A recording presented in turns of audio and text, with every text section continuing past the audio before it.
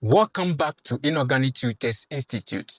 In today's lecture, we are basically going to continue with episode 3, right? And we are going to look at laws and properties, right? We are still under the big umbrella, union and intersection of what? Sets, right? So basically what I want you to understand is that when working with sets, all right? When working with sets in algebra, it is not enough, all right? It is not enough for you to know how to form unions and intersections. No, it is not enough. You have to understand the laws that governs these operations, right? So you have to understand the laws that governs these operations. And these laws are similar to the laws of algebra, all right? They are similar to the laws of algebra for numbers and help us to simplify set expressions and solve problems efficiently. They help us simplify expressions and solve problems efficiently. So I'm going to classify them as theorems, all right? So the first law is the commutativity, right? So the first law is the commutativity. Commutativity, right? So that is the first law. So we call it theorem 1. Theorem 1, right? So theorem 1. Theorem 1. Okay, so the theory 1, we have to give it a statement, right? So let's say that we have this statement, right? For any set, right? For any set A and B, let's say that you have A union A is the same as A intersection A, and this is equal to what? A. This is a theorem, all right? And it's a law as well. So basically, they are all the same. So for any set A and B, A union A is equal to A intersection A. And this is the same as what? A. All right. Now let's start with the main business, right? So if you have A union B is the same as B union A. So these are theorems, all right? There are proofs for it. You can easily prove this, but we will come back to that, right? And then the second one is the intersection, right? A intersection B is the same as B intersection A. So you know that we are talking about commutativity. So in commutativity, position of the item doesn't matter, right? So you see that A union B is the same as B union A. A intersection B is the same as B intersection what? A. Right. So that is the commutativity law. That is the commutativity law. So this means that, so this statement that we have written here, they have a meaning, right? They have a meaning. So let's try to explain them.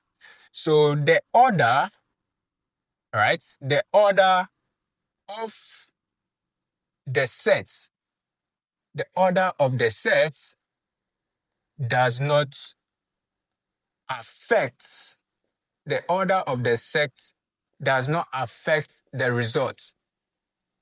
The order of the set does not affect the results. 2, union and intersection, union and intersection work with, union and intersection work the same way, even when sets and even when sets are swapped. Even when sets are swapped. So basically, What I'm trying to convey is that the order of the sets does not affect the result. So as you can see here, A union B is the same as B union A, and A intersection B is the same as B intersection A. So we are saying that the order does not affect the result.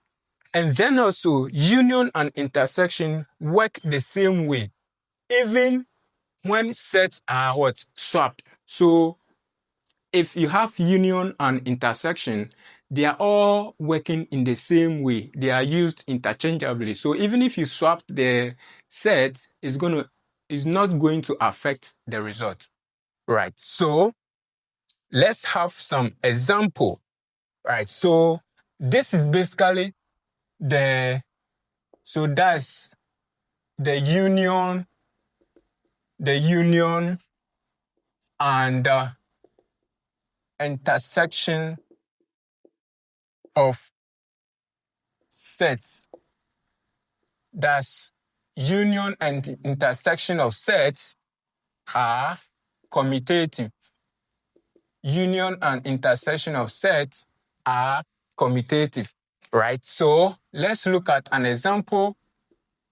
Let's look at an example from here so that we can understand the law or the theorem very well. So an example is, let's say that you have A equals 1, 2, 3, right? And B is equal to 3, 4, 5. 3, 4, 5, right?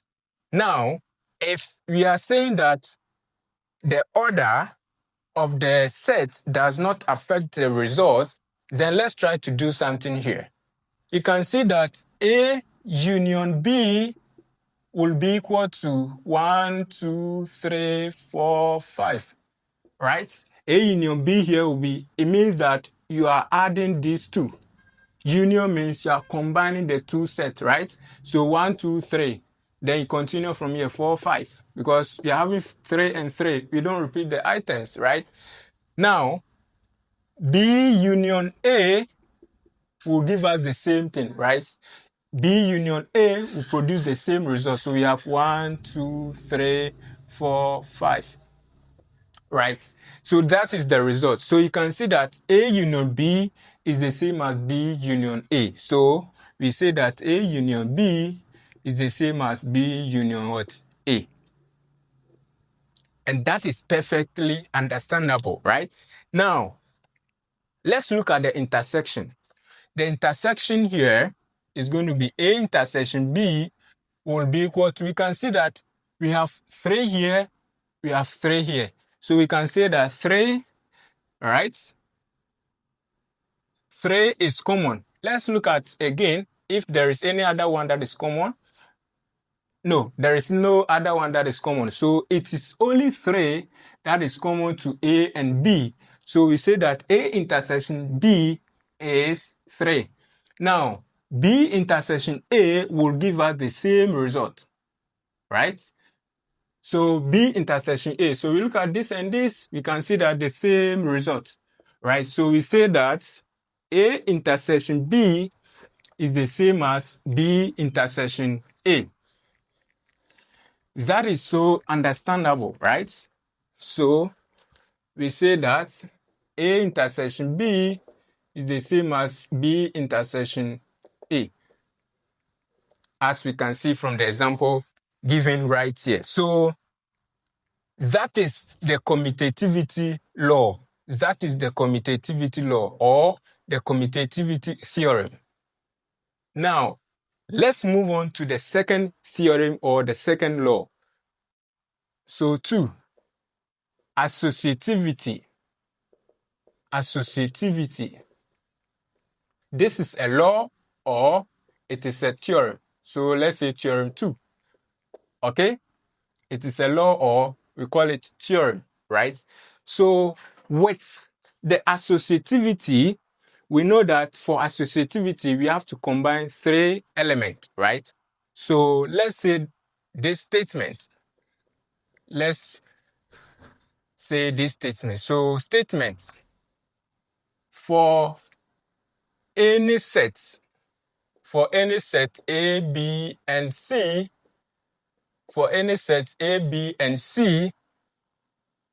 we can say that A union B union C is the same as A union B union C. Right, so this is the associativity law or theorem. Or the intersection aspect, we say that A intersection B, all right, A intersection B intersection C is the same as A intersection B intersection C. Right, so we can see that this right here is the same as this, and this right here is the same as that. So that is the associativity law as well. The meaning, right? The meaning of this theorem, right? So one, right? The way sets are grouped, does not affect the results. Two, parentheses, right? Parentheses can be moved. Parentheses can be moved without changing the answer, right? Without changing the answer. Right, so we are saying that the way sets are grouped does not affect the result, right? So if you're adding something, no matter how you add it, you will get the same result. But let's look at some example. The way sets are grouped does not affect the result. So let's say that you have 1 plus 1. Let's look at the addition aspect. 1 plus 1 plus 1 is 3, right? 1 plus 1 plus 1 is 3. If you are multiplying and you say 1 times 1 times 1 is the same as 1, right? If you bring this inside, you're going to have 1 times 1 times 1 and the same 1, right? So the way you arrange them does not affect your result. The way the parentheses are moved does not affect your result as well. Now, we can say that thus the union and intersection of sets are associative. The union and intersection of sets are associative. So that is the associativity aspect. Now let's look at some example to make sure that what we are doing is realistic. So example. Let's say that you have set A, right? Set A equals 1 and 2. Set B equals 2 and 3, right? 2 and 3. And set C is equal to 3 and 4, right? Now, A union B union C will be equal to A union B union C will be equal to, we are going to combine A union B union C. So what you do first is that you do first 2, then you add it to the last one. So first 2, A union B will give us 1, 2, 3, right? Now we combine it with what? The C. So this one plus the C. So we are going to have what? Additional 4. We are done. So A union B union C is 1, 2, 3, 4. Right, 1, 2, 3, 4. And A union B union C is the same as A, yeah, right? It's the same thing, right? No matter how you do it, you get the same result. So that is the result for this particular example. I believe you are cool with it. These are the identities that you have to remember for you to be able to enjoy mathematics in algebra. Alright, so we move on to the third one, which is the distributivity, the distributive property, or the distributive law. Right, the distributive law, or the third theorem, which is the distributive, right? So with the distributive, let's say that, the distributive too, we are going to use 3 items, right? So we are going to use the same statement we used for the associativity. So for any sets A, B, and C, we say that first law or first theorem, A intersection B union C, is the same as A intersection B union A intersection C. Right. And the second one is A union B intersection C is the same as A intersection B, A union B intersection A union C. Right, so that is the distributive law, all right, or the distributive theorem. So these are theorems that we know them from our basic school, right? We know these theorems from our basic school. So theorem 3, which is the distributive, says that A intersection B union C is the same as A intersection B union A intersection C, right? And A union B intersection C is the same as A union B intersection A union C, right? So here we are going to find the meanings of these terms, right? So the first one is A. We are saying that union and intersection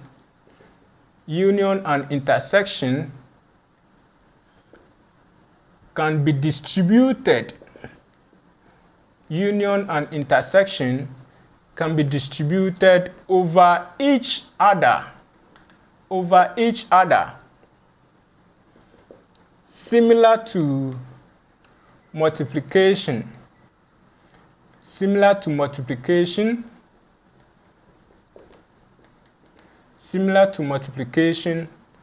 over addition. Similar to multiplication over addition in algebra, as we are studying in algebra.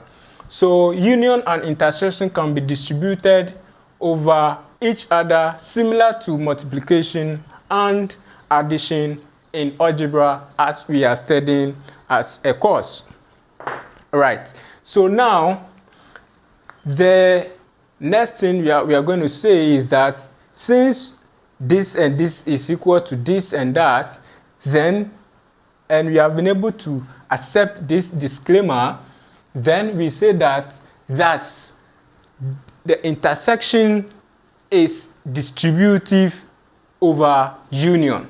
All right. So thus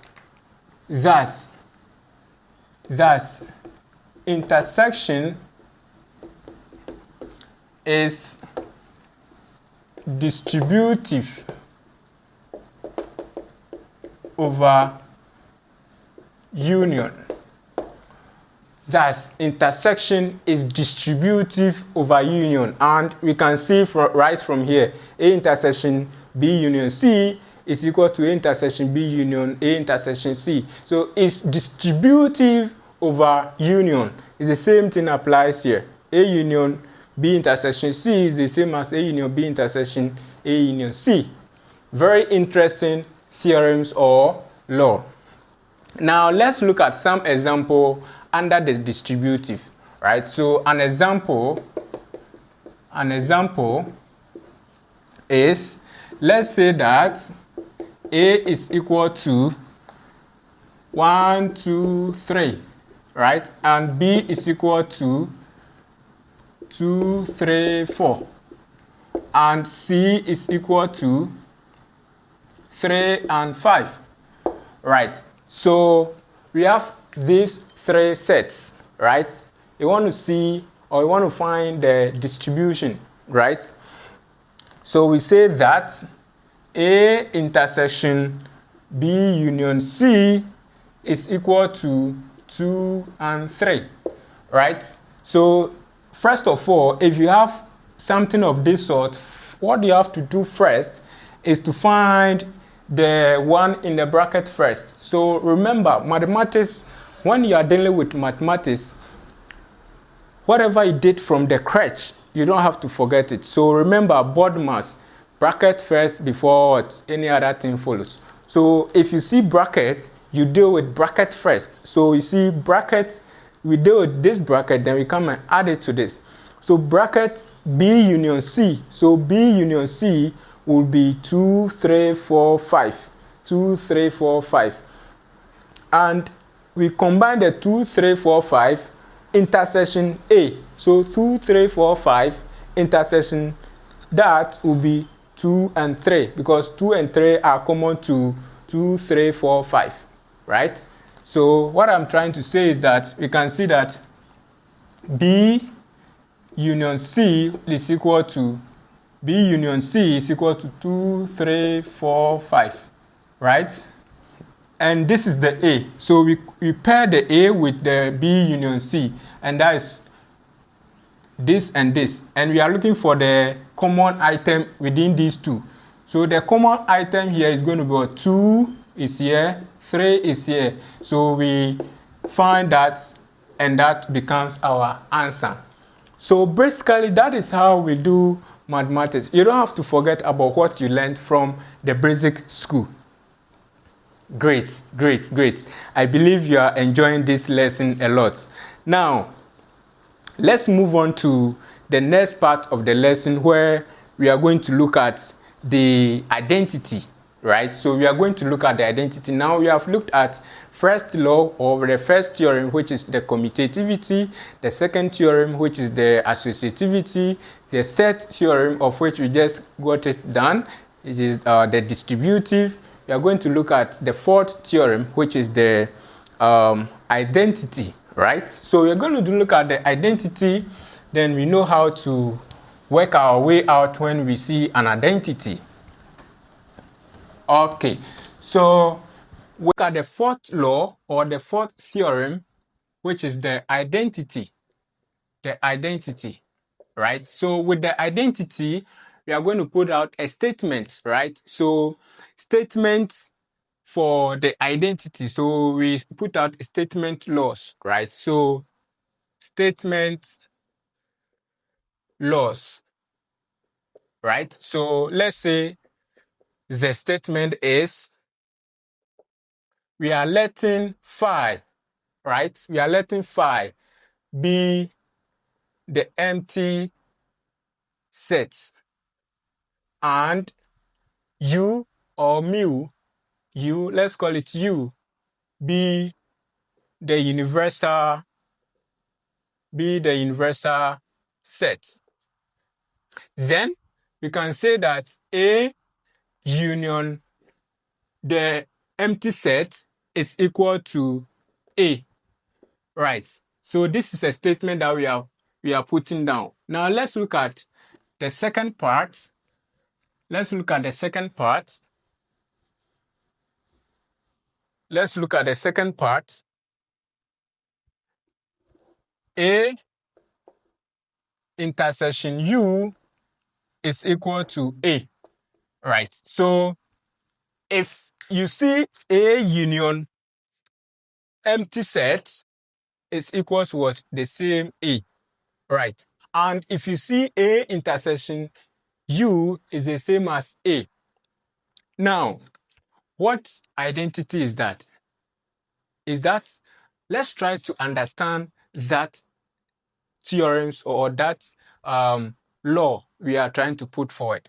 So the meaning, let's try to get a meaning here. The meaning. So we say that the empty set does not change a union, right? The empty set does not change a union. And 2, the universal set also does not change an intersection.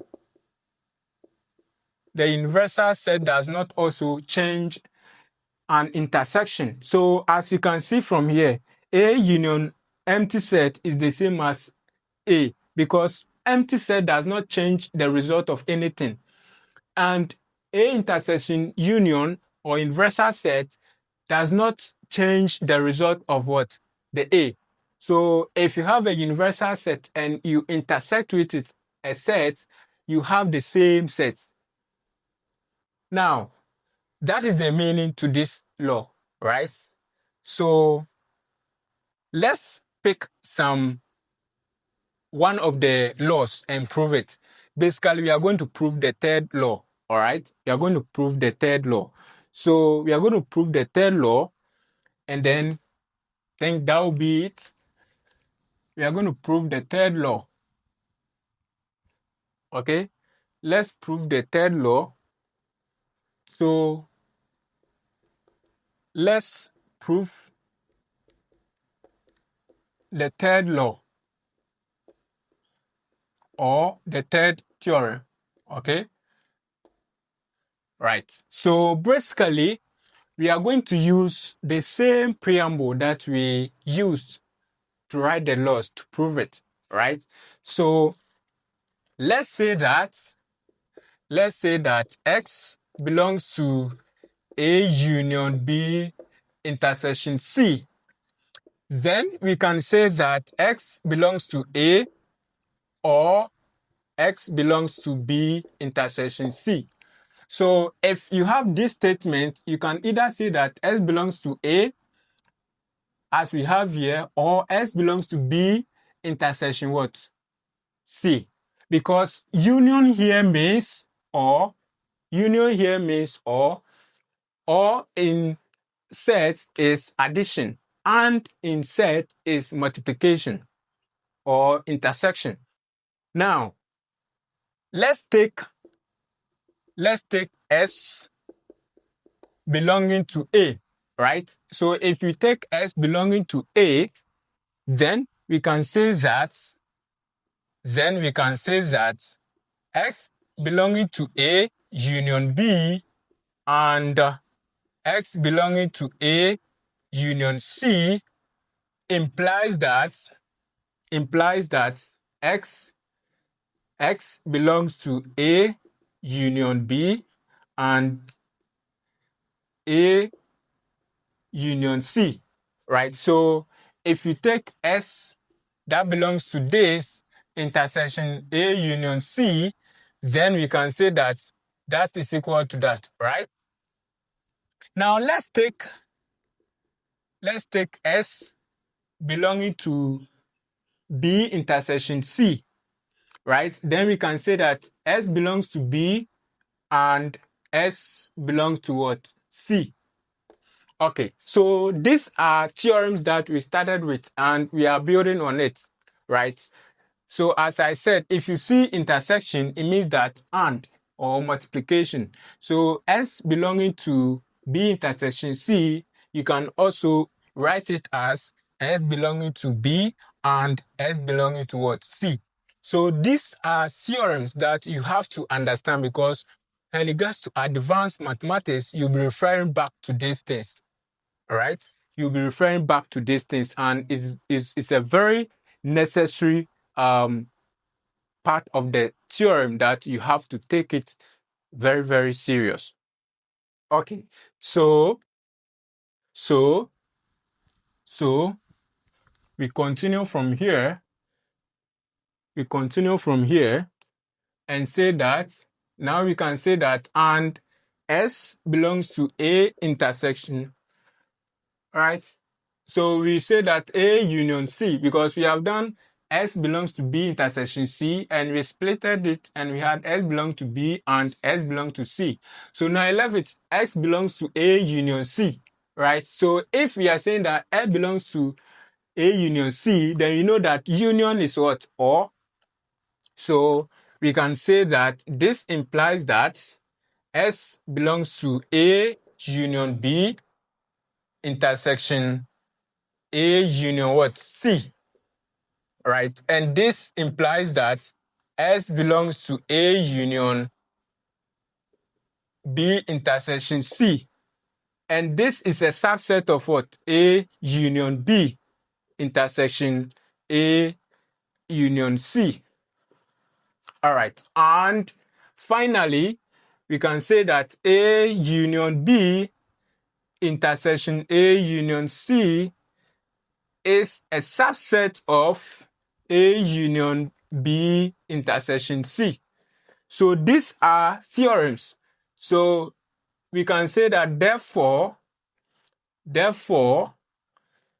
A union B intersection C is the same as A union B intersection A union C. Right. So this is what we have. We have been able to prove the third theorem or the third law as the distributive law. So we have been able to prove it. So these are laws that you have to understand in set theorem, because in higher mathematics, you really need these things. Now, once you have been able to prove the third theorem, I'm giving you the fourth theorem, the second theorem, and the third theorem to go and prove, right? So prove them. When it comes to prove, if you prove and you are right, you know that you are right, okay? So prove the first, second, fourth theorem, all right? It will be very good if you do it. It will be very good. It will enhance your understanding, all right? So the next thing on the list, we want to look at some definition, all right? So we want to look at some definition. So definition. So let's say that A and B be subset of A and B be a subset of U. Then the difference of A and B will be written as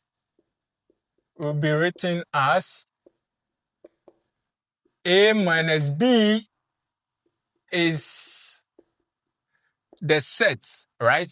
A minus B is the set. So all this statement that we have written here is basically this that we are trying to say. So mathematics is very interesting. If you understand what you are doing, you just use some alphabet to represent a long statement. All right. So from here, we say that A minus B is equal to A such that X belongs to A and S does not belong to B. And that will happen if B is a proper subset of A, then A minus B is called the complement.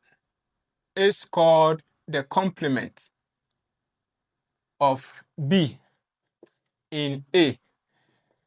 Right? So A minus B is called the complement of B in A. So if you see A minus B is the same as complement of B in A. Complement of B in A. So it is very interesting that you have to understand. So now let's look at the diagrammatic or the diagram concept of this whole thing. So now I want you to note that A minus B is also written as A intersection B complement. So all this A minus B is the same as A intersection B complement. So they are all playing the same role. So this you see right here is playing the role of what? The difference. The difference that you see right here. So if you see B minus A, then you can say that B intersection A complements. Okay? So it's a mathematical language. A mathematical language. So let's look at the diagram, right? How we can draw this on a diagram. So we have seen how to write the complement in different ways. So we say that, let's look at the diagram, right? So let's say we have two sets, A and B. A is here and B is here. And we want to know the complement, right, of A minus B, or A intersection B complement. That is going to be this section. If you are talking about A intersection B complement or A minus B, that is going to be this section alone. This section alone, right? This section, right? This section. And that is the A minus B or the A intersection B complement. So this is A minus B, which is equal to A intersection B complement. This is how we represent it in the diagram. Very, very interesting. The complement of B in the universal set U is written as the complement of B, the complement of B in the universal set U is written as U minus B, right? Or B complement, right? So you either write it as U minus B or B complement. Okay, so the diagram is this.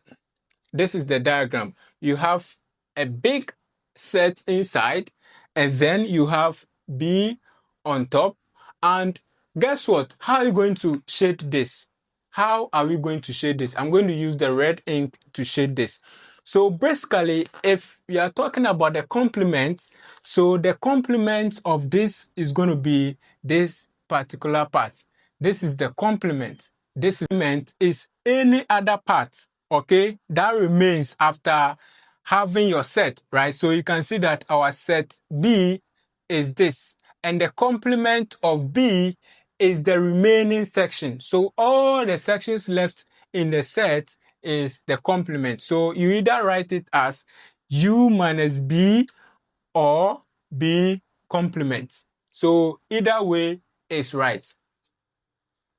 Now, let's look at some importance of these laws that we have studied.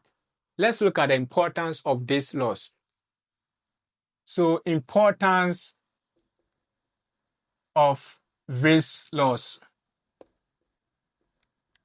The importance of these laws.